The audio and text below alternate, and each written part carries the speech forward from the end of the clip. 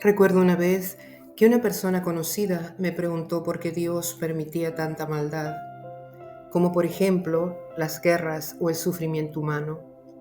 Ese día no pude darle una respuesta adecuada.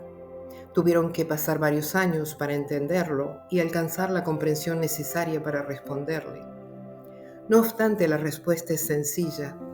Dios no lo permite. Somos nosotros quienes lo permitimos. Si somos libres, si tenemos la facultad o el poder de obrar por reflexión y elección, entonces también somos responsables de lo que elegimos, hacemos y permitimos. Los que vivimos en este mundo somos nosotros, no Dios, y tenemos plena libertad de acción. Una parte de su espíritu se une a nosotros cuando nos reconciliamos para que venzamos la maldad del mundo. Pero no está en nosotros si no lo hacemos. Sé que es más fácil echarle la culpa a Dios o a otros que tomar la responsabilidad y la iniciativa de cambiar. Pero un pequeño esfuerzo y empujón de nuestra voluntad puede lograr grandes cosas. Cuando nos reconciliamos con la fuente, entramos en pacto con Él. El pacto entre Dios y la humanidad es lo que mantiene a la maldad controlada. Si rompemos esa alianza, la liberamos. Dios puso en nuestras manos lo que hace falta para vencerla. Si todavía está entre nosotros, es porque no nos hemos reconciliado con la fuente o porque no creemos aún en el poder enorme que tenemos en su espíritu. Por lo tanto, no la hemos vencido. Simplemente la hemos acomodado en nuestra vida como si fuera algo inevitable. El dominio y control del mal se logra por medio de la sujeción a la ley de Dios. Nuestros primeros ancestros decidieron darle la espalda a su voz y con ello abrieron la puerta al conocimiento del mal en todas sus formas. Pero no solo ocurrió que nos hicimos aprendices del maestro del mal, como dice en el texto de Adán y Eva, sino que también nos sucedieron calamidades en nuestras vidas. Hablando de una de ellas que les había sobrevenido y que ellos pensaban que venía del Creador, éste les corrige diciendo: fue el adversario, su maestro, el que lo hizo, él a quienes ustedes se han sometido y por quien dejaron mi mandamiento. Es decir, no solo nos hicimos conocedores y aprendices del mal, sino que también con ello trajimos las desgracias sobre nuestras vidas. Y dijo Dios a Adán: oh Adán, toda esta miseria que has traído a ti mismo. Y continúa en otra sección del texto diciendo: pero luego de tu transgresión y al entrar a esta tierra extraña, todas estas aflicciones han venido sobre ti. Y dice aún más: pero cuando transgredieron obedeciendo al adversario, se convirtieron en los invitados entre sus ángeles, que están llenos de maldad, y vinieron a esta tierra, donde encontraron cardos y espinas. Dios no desea ni causa nuestras adversidades, pero cuando nos alejamos de su pacto, quedamos vulnerables a ellas. Él no nos entrega al mal, pero respeta nuestra libertad si decidimos entregarnos por nuestra propia cuenta. Esta es la realidad de nuestras vidas que la mayoría del mundo no quiere reconocer o no le interesa saber para poder cambiarla, porque se han acostumbrado a vivir con la maldad como parte de su vida, creyendo equivocada y derrotistamente que así es la vida. Si queremos y nos proponemos, podemos crear otro tipo de existencia, una de contentamiento, satisfacción y prosperidad tanto espiritual como física. También podemos manifestar lo opuesto, si eso es lo que queremos. En el mismo texto que cito, dice que nuestros primeros padres transgredieron los límites de nuestra creación y que por esa razón se cambió nuestra condición de poder y naturaleza espiritual. Eso fue para darnos la posibilidad de recuperarlas, no siendo así en los ángeles transgresores que mantuvieron su naturaleza espiritual. Ese hecho y el de que permanezcamos fuera de su pacto los hace en principio más poderosos que nosotros. Pero esta posición de autoridad y poder se invierte cuando hacemos las paces con el Creador, aunque todavía estemos en este cuerpo frágil que puede sentir dolor y a veces pena. El límite de nuestra creación e inclusive de otros seres creados como los ángeles fue la de no involucrarnos con el mal que ya existía antes que nuestros primeros ancestros fueran formados. El mal se vuelve a controlar cuando nos reconciliamos y volvemos a entrar en el pacto de la alianza. Observen ustedes qué grande es la generosidad del Creador cuando el Señor nos dice: vengan ya, vamos a discutir en serio, a ver si nos ponemos de acuerdo. Si ustedes me obedecen, yo los perdonaré. Sus pecados los han manchado con tinta roja, pero yo los limpiaré, los dejaré blancos como la nieve. Entonces comerán de lo mejor de la tierra. Su mensaje concluye con una clara promesa de prosperidad material en esta tierra, que es parte de su compromiso con nosotros en la alianza. Nos invita a entrar en un pacto de beneficio mutuo, pero en realidad el beneficio es del 100% para nosotros. Además, nos revela su ánimo y disposición de razonar con nosotros con respecto a lo que no entendemos y ha afectado negativamente nuestras vidas.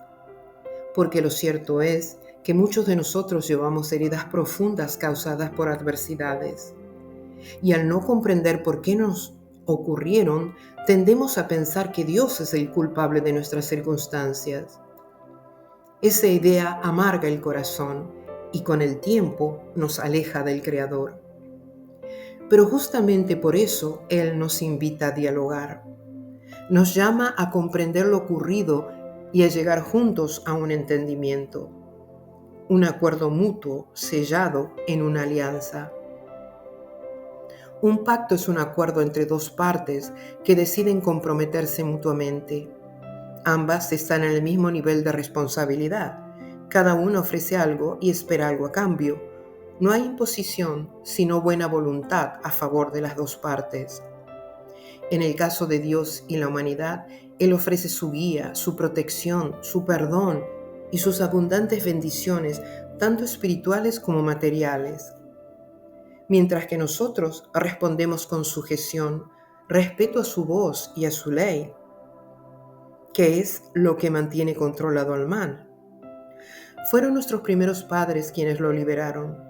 Ahora nosotros, su descendencia, somos responsables de pisarle la cabeza y volver a subyugarlo. Este pacto tiene un poder real, mantiene al mal limitado, sin fuerza ni dominio. Cuando la humanidad permanece fiel a la alianza, el mal no tiene autoridad sobre nosotros. Pero cuando rompemos ese vínculo, cuando rechazamos su voz, somos nosotros los que liberamos el mal.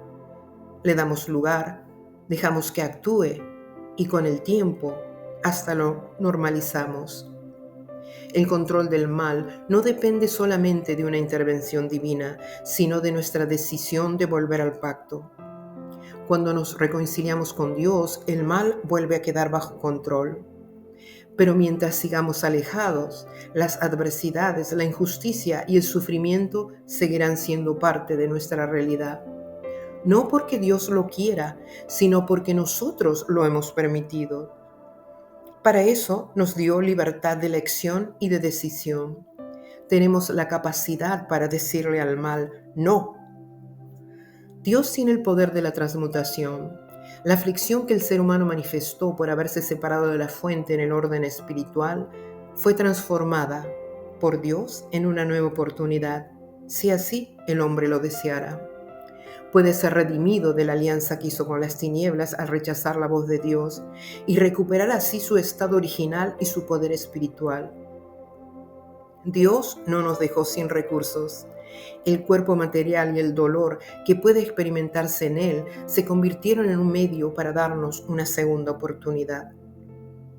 Para profundizar en esta reflexión, es importante distinguir dos realidades muy diferentes: el dolor y la adversidad. El dolor es una señal, ya sea física o emocional, de que algo necesita atención o corrección. Puede surgir como un aviso interior que nos guía, mientras que la adversidad es una fuerza externa creada por el adversario con el objetivo de destruir nuestra fe y alejarnos de Dios. Existe un tipo de aprendizaje llamado evitativo. Imaginemos un campo donde hay vacas que pastan libremente. En el borde del campo hay un cerco eléctrico. Cada vez que una vaca se acerca demasiado, recibe una pequeña descarga. Aunque no es mortal, es lo suficientemente desagradable como para que la vaca aprenda rápidamente a no acercarse al cerco.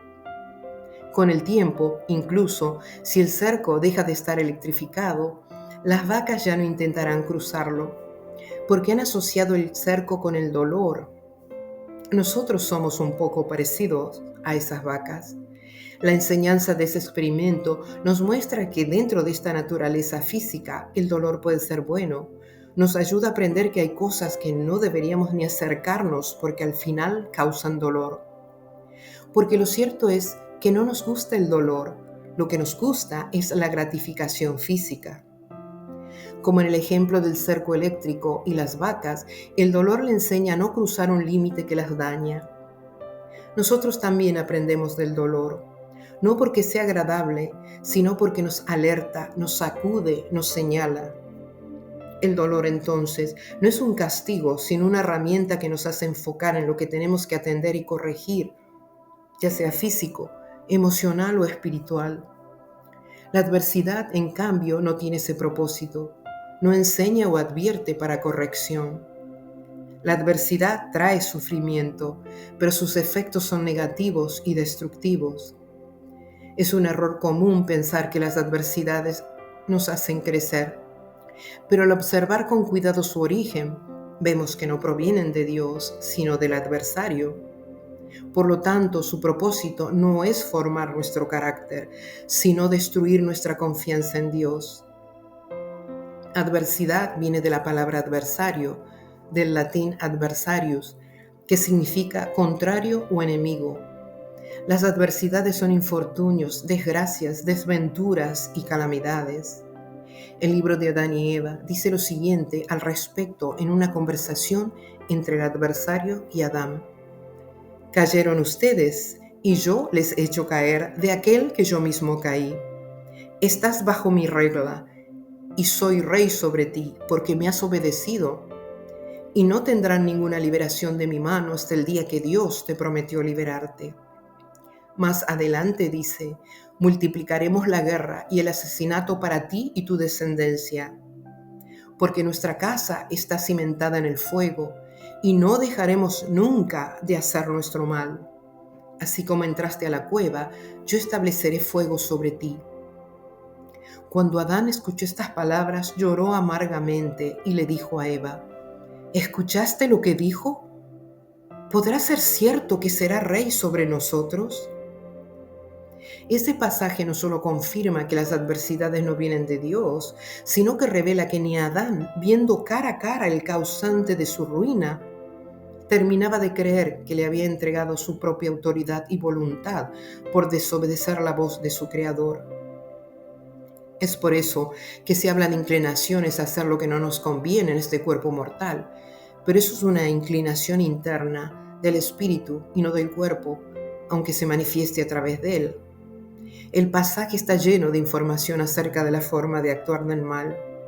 También es una declaración abierta de guerra espiritual, no solo sobre Adán, sino también sobre toda su descendencia, nosotros. Sus palabras describen una maldición que revelan un accionar destructivo que no se detendrá, casi como una manifestación del caos, la violencia y la corrupción que creará sin piedad sobre la raza humana.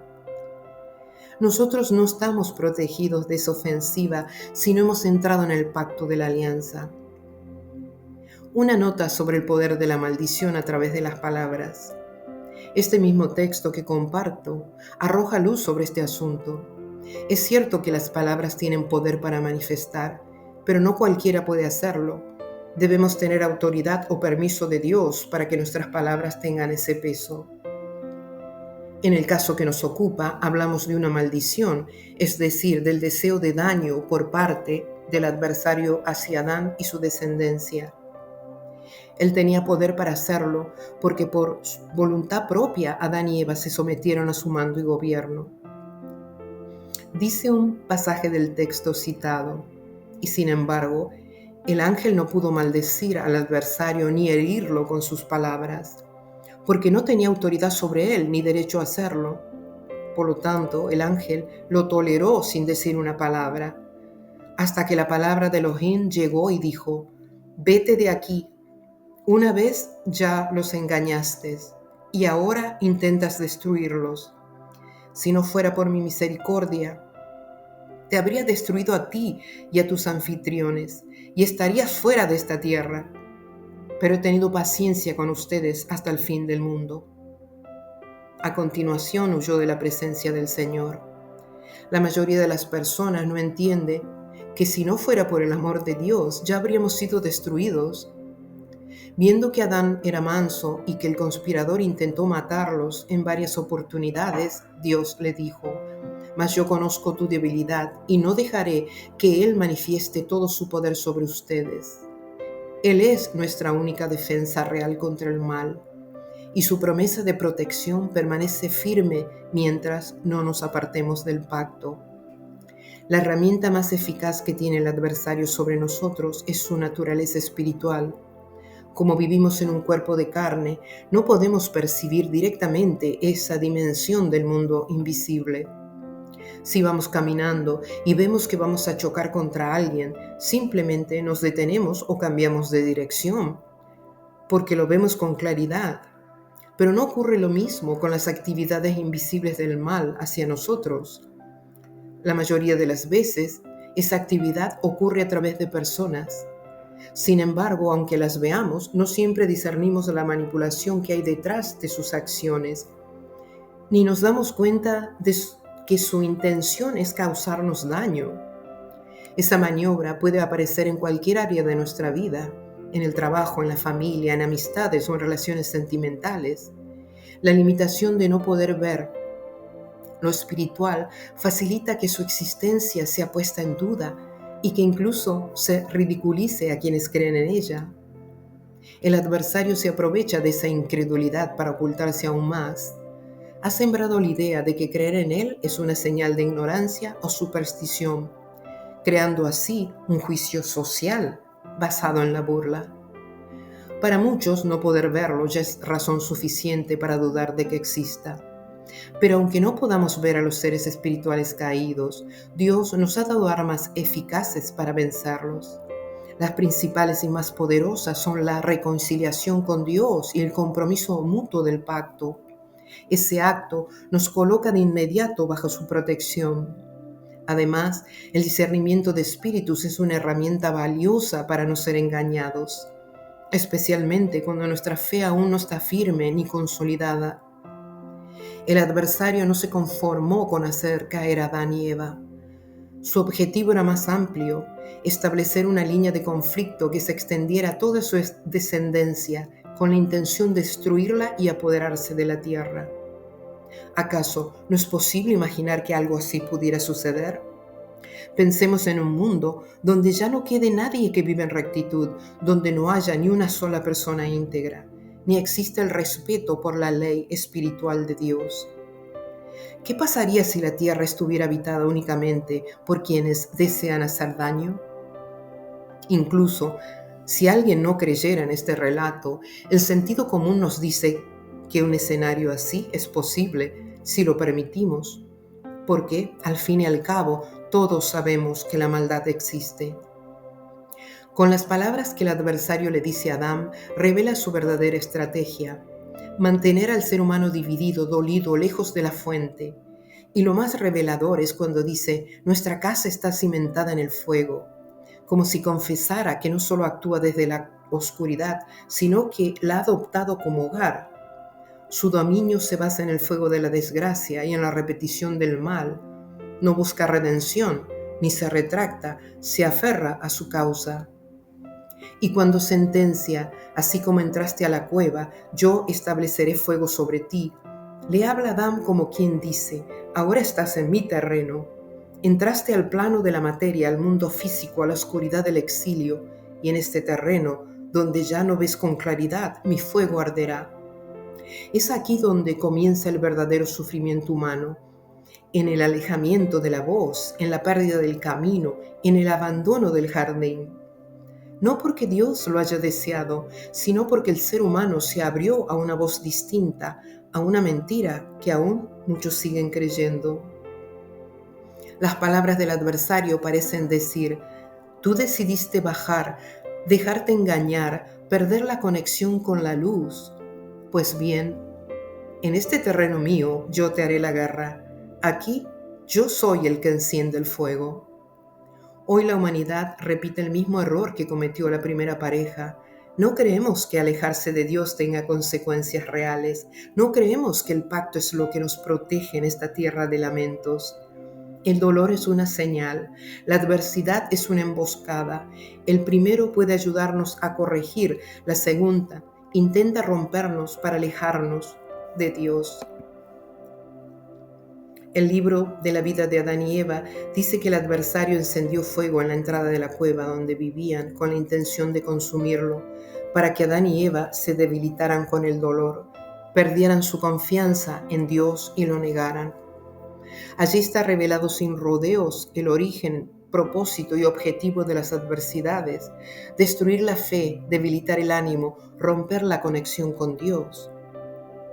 El sufrimiento vino por la transgresión y el rechazo al mandamiento de no participar del conocimiento del mal. Y la solución también fue dada: volver a la voz, restaurar la alianza y retomar el camino de la luz. Cuando oigo personas preguntarse por qué Dios permite el hambre en el mundo, por qué permite las guerras, las violaciones, las injusticias, me doy cuenta de que esas personas todavía no han comprendido que somos nosotros quienes tenemos el poder para cambiar el mundo y que somos nosotros quienes provocamos el sufrimiento en nuestras propias vidas o nuestro semejante lo provoca en nosotros por no haber avanzado aún en el camino de la luz. Este poder que tenemos para cambiar el mundo requiere alinearnos con el orden establecido por Dios. Sin ese orden no hay paz verdadera ni duradera en la tierra. Y somos nosotros quienes lo escogemos o no, en base a nuestra propia elección y decisión. Gracias por escuchar este mensaje. Si crees que puede ayudar a otros, te invito a compartirlo. No olvides dejar tu like para apoyar el canal, suscribirte y activar la campanita para recibir notificaciones de los próximos episodios. También puedes dejar tu comentario abajo. Siempre es una alegría compartir este espacio contigo. Hasta la próxima.